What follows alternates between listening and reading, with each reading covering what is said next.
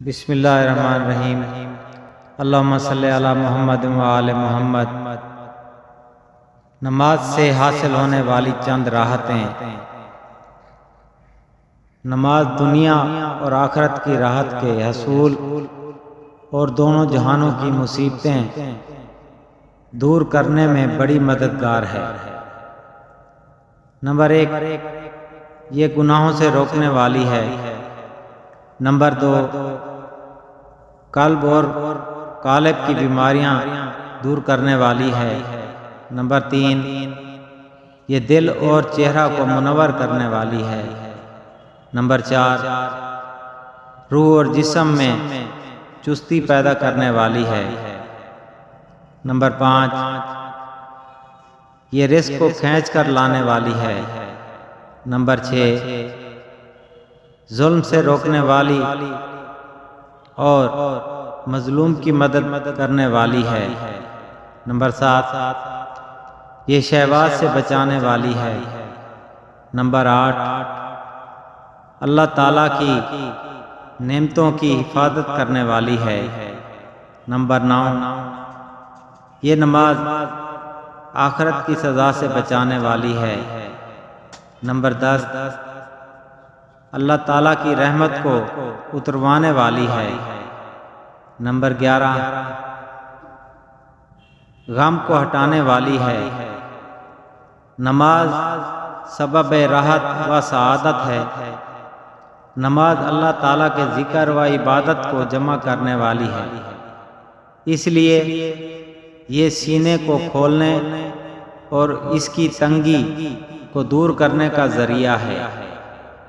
جو شخص نماز کا حق ادا کرنے کے ارادے سے سکون اور اطمینان کے ساتھ نماز پڑھتا ہے، وہ اپنے نفس کو ہلکا محسوس کرتا ہے اور اسے یوں لگتا ہے جیسے اس کے اندر چستی، راحت اور تندرستی بھر گئی ہو اور من و بوجھ اس کے سر سے اتر گیا ہو، یہاں تک کہ اس کا دل نماز ختم کرنے کو نہیں چاہتا۔ اس کی وجہ یہ ہے کہ نماز آنکھوں کی قوت، روح کی تر و تازگی، دل کو راحت اور آرام پہنچانے والی ہے۔ جو شخص اپنے آپ کو تنگی اور گھٹن میں محسوس کرے تو اچھی طرح وضو کر کے نماز میں مشغول ہو جائے، انشاءاللہ تعالی آرام پا لے گا۔ چنانچہ نبی کریم صلی اللہ علیہ وسلم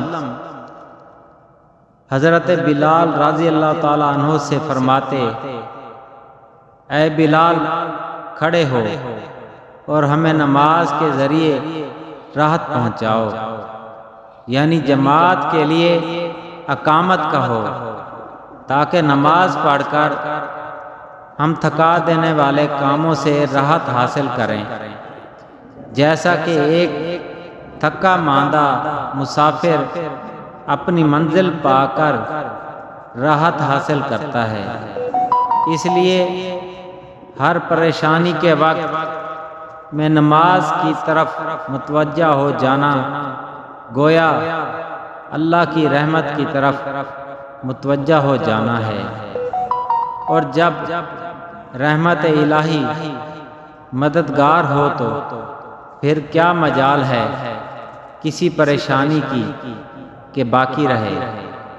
اسی طرح صحابہ کرام رضی اللہ تعالی عنہ جو ہر قدم پر حضور کریم صلی اللہ علیہ وسلم کی اتباع فرمانے والے ہیں، ان کے حالات میں بھی یہ چیز نقل کی گئی ہے۔ لہذا ہمیں اپنی تمام مشکلات و پریشانیوں میں نماز کی طرف متوجہ ہو جانا چاہیے۔ اس کی برکت سے اللہ تعالیٰ اپنی رحمت فرما کر ہماری پریشانیاں اور مشکلات میں مددگار ہوں گے اور ان سے نجات عطا فرمائیں گے انشاءاللہ بفضل تعالی۔ اللہ پاک سے دعا ہے کہ ہمیں سچا پکا مسلمان بنائے اور سچا پکا نمازی بنائے، آمین ثم آمین۔